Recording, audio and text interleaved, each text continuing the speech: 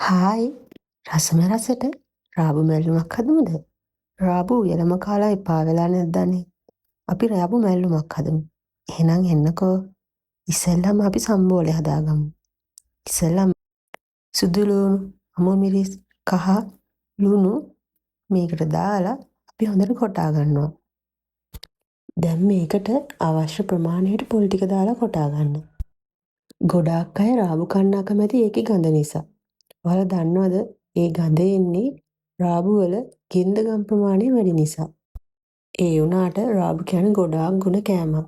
රාබු වලට පුළුවන් අපේ ශරීරයේ විෂ ඉවත් කරන්න. මූත්‍රාගල්, ආර්ෂස්, පීනස, කැස්ස ඇදුම තියෙන අයට මේක ගොඩක් ගුණයි. දැන් අපි හදාගත්ත පොල් මැල්ලුමයි රාබු කොළ ටිකයි මෙන්න මේ විදිහට එකතු කරලා හොඳට අනා ගන්නවා. මේ විදිහට රාබු හදපුවාම ඔයාලට කිසිම ගඳක් එන්නේ නැහැ. හරිම සුවඳක් තමයි එන්නේ. අනිවාර්යෙන් මේක හදලා බලන්නකෝ. අපි මේක තවත් රස වෙන්න උම්මලකඩ කෑලි ටිකක් දාගන්නවා. ඒක අත්‍යවශ්‍යම නෑ. ඔයාලට තියෙනවා නම් දාගන්න. ඊට පස්සේ මේ විදිහට හොඳට කලවම් කරලා අපි මේක තෙල් දාගන්න යනවා. හට්ටියකට තෙල් ටිකක් දාගෙන ඒකට අපි අබ ටිකක් දාලා හොඳට පුපුරව ගන්නවා. ඊළඟට කුරුඳු කෑල්ලක් දාගන්නවා. ඔයාලට තියෙනවා නම් එනසලුත් දාගන්න. මට එනසල් තිබෙන නිසා මම දැම්මේ නෑ. දැන් කරපිංච නැති නිසා රම්පේ දැම්මා. ඒත් එක්කම ලූණු දාලා හොඳට මේක හොඳට කලවම් කරගන්න. මේ ටික ටිකක් හොඳට බැදීගෙන එනකොට ඔයාලා එකතු කරගන්න අපේ සම්බෝලේ. මෙන්න මේ විදිහට හොඳට දාලා අපි මේක හොඳට කලවම් කරගන්නවා. රාබු කන්නේ නැති චූටි බබාලත් මෙහෙම හදලා දුන්නොත් නම් අනිවාර්යෙන් කනවා. ඔන්න බලන්නකෝ. ඊළඟට මේකේ ලස්සනයි පාටයි රසයයි තව ටිකක් වැඩි වෙන්න මම මේකට දාගන්නවා කෑලි මිරිස් ටිකක්. ඒකත් අත්‍යවශ්‍යම නෑ.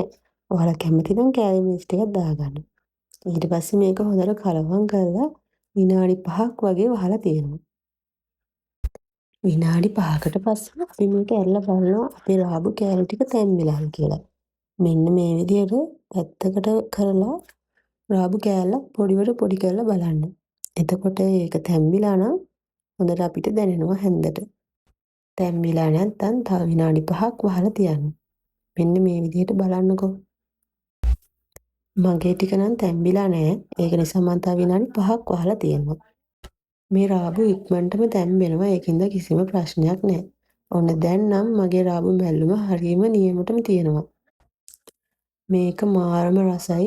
ඔයාලට මේකත් එක්ක විතරක් බත් කන්න පුළුවන්. එහෙනම් අනිවාර්යෙන් හදලා බලන්න. මේ වගේ රස රෙසිපි දැනගන්න මාව ෆලෝ කරලා තියාගන්න. එහෙනම් ගිහින් එන්නම්. බයි.